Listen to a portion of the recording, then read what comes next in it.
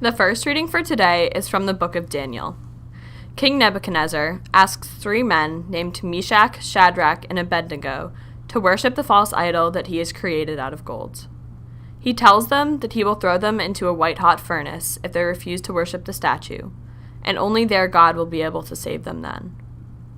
The 3 faithful men reply that they will trust their God and his will to determine their fate, and tell the king that they will not serve his God.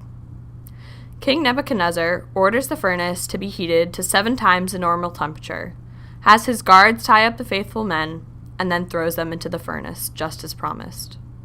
But the king is shocked to see 4 men walking around unharmed in the flames, and one of them resembles the Son of God.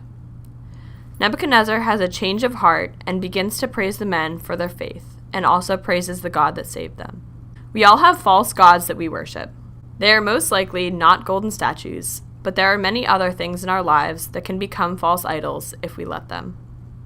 Materialism. Having the newest iPhone or the most fashionable clothes becomes our idol.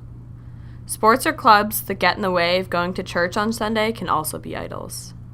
Or even school, when suddenly our homework and the numbers on a piece of paper become more important to us than worshiping the God that lovingly created us. All of these can be idols.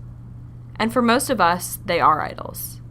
Too many times have I skipped going to Mass on Sunday because I had an essay due the next day, or one of my clubs that made it hard to get to Mass. At times, material possessions have had more worth and meaning to me than a Bible or a rosary.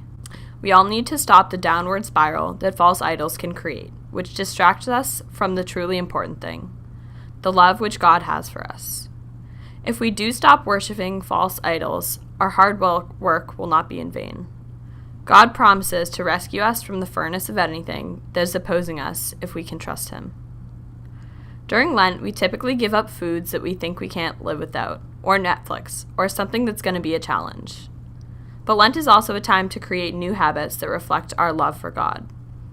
It provides us with the perfect opportunity to get rid of some of the false idols in our lives.